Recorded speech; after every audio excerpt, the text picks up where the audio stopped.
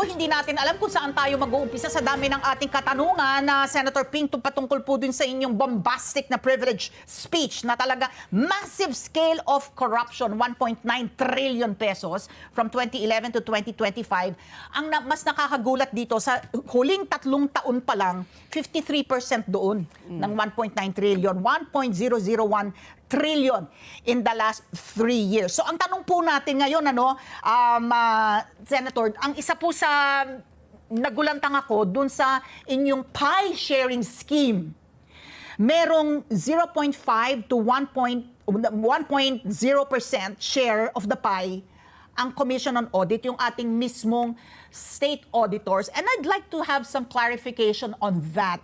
If doon kasi doon sa pie sharing ninyo, merong allowable deductions, yung mga tax na binabayad, bonds, insurances, allowed yun na deductions. Yung profit nung contractor may allowable deduction. Pero ito pong share of the pie ng Commission on Audit, please explain po, Senator.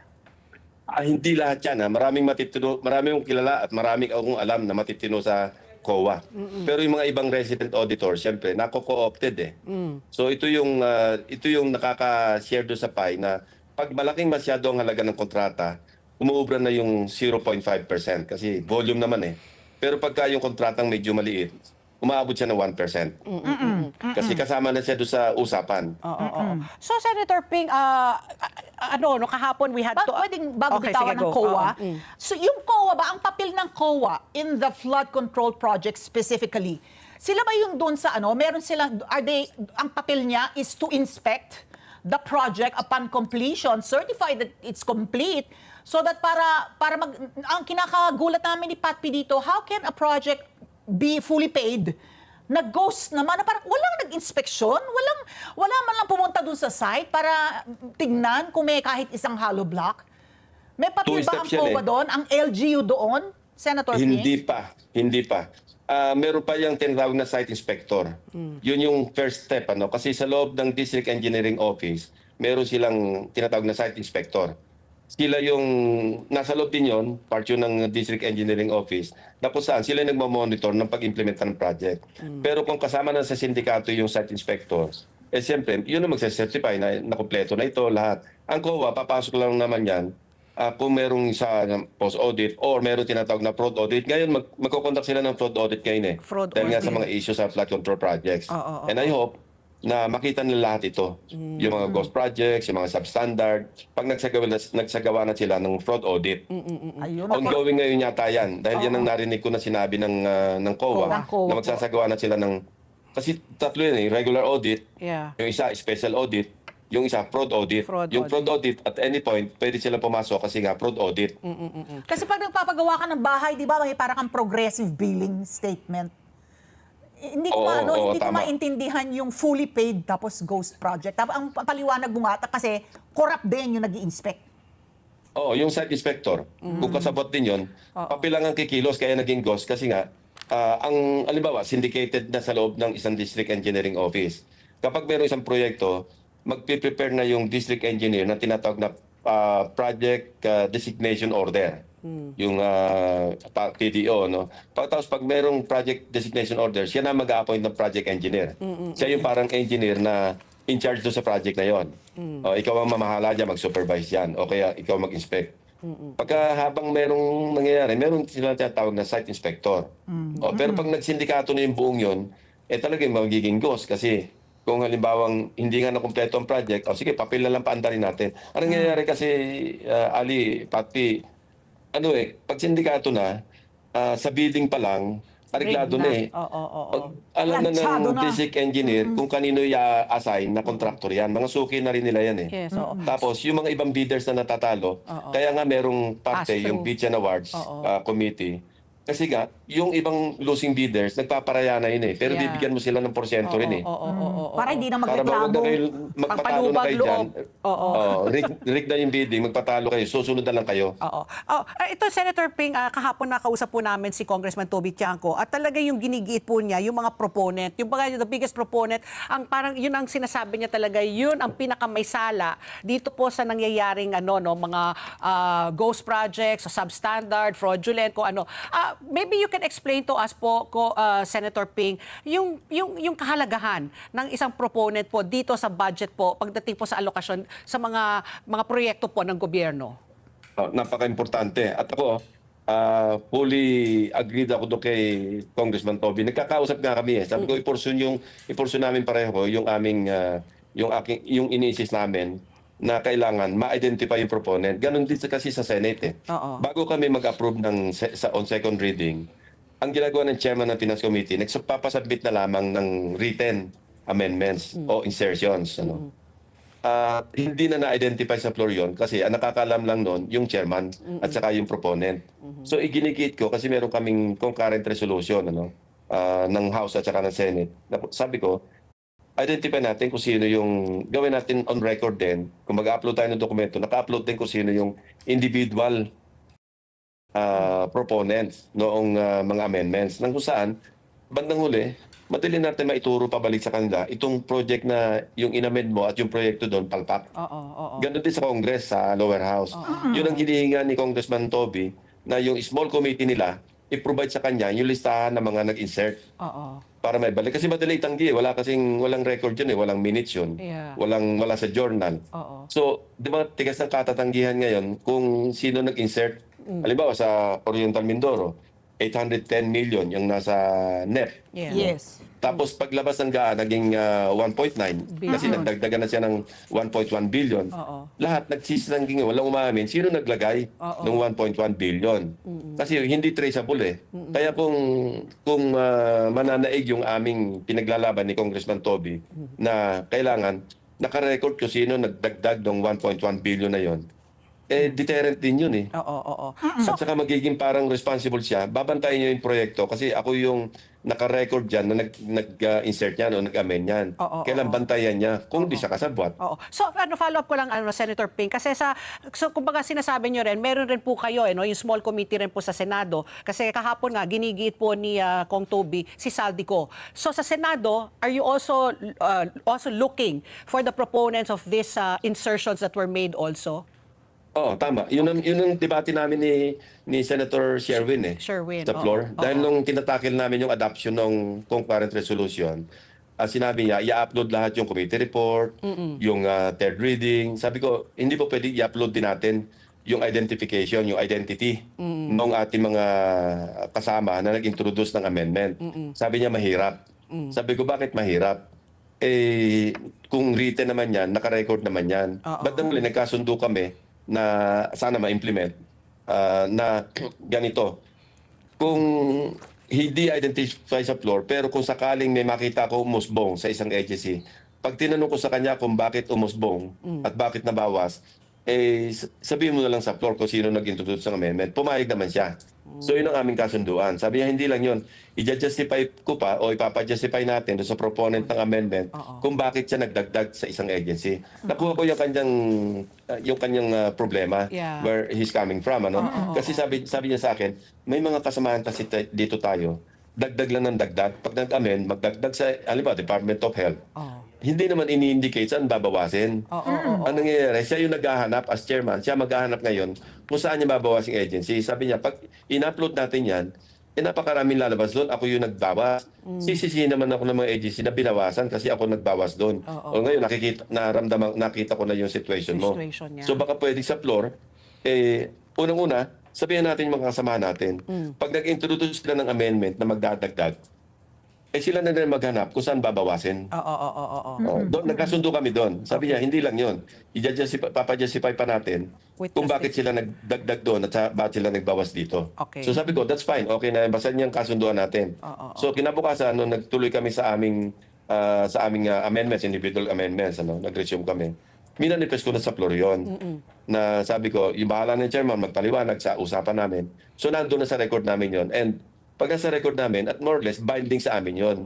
Pero sabi ko sa kanya, kausapin mo na rin yung counterpart mo, si Congresswoman Swansing. Na ganyan din gawin nila sa House. Kasi deterrent din yan eh. Kapag alam nilang matuturo pabalik sa kanila, halimbawa, may nagdagdag ng 5 billion papunta sa DOH. Please alam natin na nagdagdag nun si Senator So-and-so. O nagdagdag ng 10 billion sa DPWH. Alam natin kung sino yon si Congressman So-and-so. Pag ganon, parang somehow magsishare na siya ng responsibilidad na pag nangyayari sa proyekto at pumalpak, alam ng mga tao, alam ng mga constituents nila na sila yung nagdagdag doon. Okay. Senator Ping, ang nakita nating isang pattern dito, yung corruption dito, yung tinawag mo nga, yung distinct, makikita mo talaga pareho yung amount nung project kahit magkakaiba ng haba ng specs nung proyekto na coded nga dun sa budget para matukoy mo yung pagkakakilanlan kung sino yung behind the project na akin to, essentially saying akin to, no? So dito sa nabago daw itong sa amount, dahil before kapag mga ang 50 million sa district engineer's office yan. Depende sa amount po nung naturang proyekto, no? Na sinasabi pag 50 million lang nasa level ng authority ng district engineer's office yan. Ngayon up to 150 million nasa district engineer's office. Ngayon po, kaya po ang ginagawa nila, china-chop-chop nila to keep it below yung yung ceiling nila. Dati na yan, ang threshold kasi pag district engineering office, 50 million to 150 million. Okay.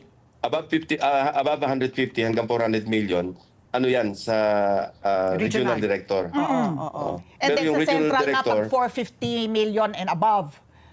400 ang pagkaalam ko. Ewan ko kung 450 na ngayon. Oo. Basta, Anyway, yung napaikutan na kasi nila yun di ba nga? Yung ano po yung nakikita po natin na natugon naman dito sa practice nila na chap-chapin natin yung project, let's keep it below yung threshold para dito pa rin sa atin sa district engineering office. ganun na nga nangyayari. Kaya makikita natin, karamihan below 150, yung pare-parehong amount, yung distinct. Yes. Dahil nga para hindi na siya lalampas do sa district engineering level, office level. Kaya makita natin, ngayon, yung iba naman yung usapin na bakit pare-pareho magkakaibang proyekto, magkakaibang lugar, magkakaibang specs, magkakaibang haba, linear meters, pero pare-pareho yung kasi yun nga, para merong code nila yun Oo. Kay Congressman so yan. Oo. So, Senator Ping, having, yun nga, binention na ni Ali at saka kayo po yung threshold mga amounts, is it possible po, dahil po they keep it at these levels, hindi talaga umaabot po sa head office? Kasi marami na po humihingi sa ulo ni Secretary Manuel Bonoan that he should resign or magbitaw. Kasi parang lahat ito nangyayari na hindi niya alam, pati siya nagugulat. So, posibleng rin ho ba na talagang hindi umaabot sa head office kasi nga bigyan na po ng kapangyarihan yung district engineer, yung regional engineer na to sign off on these contracts? Hindi pwedeng sabihin, pwedeng hindi alam, pero responsibilidad nila yan Oo. Alam mo, ngayon, ito yung time na dapat i-audit nila lahat, internal audit nila lahat, yung mga proyekto ng, at least man lang sa flood control projects. Kasi makikita nila yan Kasi alam mo, nasa website naman nila, lahat ng mga awarded contracts. Doon kami kumuha ng aming ng aming reference Yes. Okay. DPW's website. Ang laking pasasalamat namin noong nag-launch ang Pangulo ng Sumbong sa Pangulo.ph website. Kasi nung una, alam mo, nagiging pattern nito pagka budget deliberation ng DPWs. Maski nung mga nakaraang taon na nasa Senado ako, ang reklamo ng mga staff ko, sir, down na naman ang website ng DPWH. Tuwing na lang sasalang yung kanilang budget. Before Secretary Bonoan pa. Basta't malapit na sumalang yung kanilang budget. Paputol-putol. Nahihirapan kami na mag-access doon sa kanilang website. Dapat open yan Yeah. Okay. So ngayon, gano'n na naman. Noong nabalita siguro na mag-privilege speech ako, Down. malimit down. Nung nilaunch ni Pangulo yung kanyang website, gumaang yung trabaho namin. Hindi nila ma-access. Kasi, na-access namin. Tapos, merong grid coordinates. Yes. Kaya, ang hirap nga maghanap ng mga ghost project kasi guni-guni nga yun. Paano nga hanapin yung guni-guni? Pero nahanap ng mga team ko kasi nga, nakakuha kami ng grid coordinates. Kaya tuklasan namin kung saan mismo yung awarded na, completed na, bakit wala? Okay. So, binalidate namin doon sa mga taga roon, meron ba nangyaring construction? Ang sagot nila, matagal na ako rito. Ako yung dating barangay chairman, ako yung dating barangay chairman, anak ko ngayon barangay chairman, wala kami mag-ama na nakita na ginawang dike dito. Correct. So doon talagang kitang-kita mo na wala nangyaring proyekto. So talagang ghost. Pero pinondohan at saka marked as completed sa Fully records paid, ng DPWH. binayaran. Ito ngayon, Senator Ping, is there something inherently wrong dun sa datos na lumabas na may listahan ng 10 biggest fund recipient ng flood control program vis-a-vis yung listahan ng 10 na pinaka binabahang rehiyon at hindi tugma na makikita mo talaga wala sa 10 pinaka binabaha. Ito, top recipients pero wala sa top 10 na binabaha ang Cebu, Isabela, Albay, Leyte at Camsur. Ang Nueva Ecija, Metro Manila, Maguindanao at saka North Cotabato at Oriental Mindoro, binabaha pero wala sa top 10 recipients. Yung seeing those lists side by side, is there something really inherently wrong with that? I hope yung sinasagawang fraud audit ngayon ng Commission on Audit, no, maging comprehensive, extensive enough para talaga makita lahat natin. Sabi nyo nga, ibangga-bangga, bakit hindi naka-sync mismatch. yung need at saka yung pin-provide. Kasi dapat need-based, di ba? Yes. At saka priority-based yung pagbuhos ng pondo sa isang lugar. So I hope makita lahat yan. Kasi nagsasagawa na ngayon ng tinatawag na fraud audit, yung Commission on Audit. Senator Ping, you also raised, ngayon po si Chairman George Garcia, nag-imbestiga na, hindi pinangalanan, 3 senador at saka isang local government official mula sa Bulacan. Paano po yan? Kung 3 pong senador ay inaimbestigahan, what are your thoughts po dito po accepting campaign contributions from verified contractors po? I will cite the case of Senate President Chis Escudero kasi inamin naman po niya na tumanggap po siya ng 30 million po mula po dito sa kaibigan niya si Lubiano. Ano your thoughts po on that? Maliwanag naman yung batas dyan, kaya lang merong gray area dyan eh. Yung batas sa Omnibus Election Code, kaya nga si Chairman George Erwin Garcia yung nagpapa-imbestiga rito. No? Opo. At ang narinig ko rin, mukhang magpapalabas siya ng after verification, magpapalabas siya ng mga show cause order. Kasi nasa record naman nila yung SOSE, yung statement of campaign contribution, And expenditures. at nasa record naman nila yan. Opo, Senator Ping, I'm trying to factor in dun sa datos na from 2011 to 2025, 1.9 trillion pesos ang pondo. Tapos, pero the last 3 years, 53% accounted for, na 1.001 trillion from 2023. I'm trying to factor in yung pandemic. Kung saan, remember, nung nagkaroon ng government shutdown, talagang tigil lahat yung, kasama naman yung mga infra projects po ng gobyerno. I'm trying to factor in na parang, finally, nung nag-declare na tapos na yung lockdown, nagkaroon bang, nasabik ba na habulin natin yung mga flood control projects, infra projects na yan, at 2025 being an election year also, I'm trying to factor in yung kung bakit 53% ng 1.9 trillion in the last 3 years. Hindi ko masagot sa ngayon yan kasi unang-una, wala ako sa Senado ng mga taon na yan. Pangalawa, kasama sa pag-aaral namin yung binabalikan namin kasi yung GAA ng 2024, 2025, 2024, 2023. So hindi pa kami tapos sa aming pag-research uli doon sa mga GAA na nakalipas.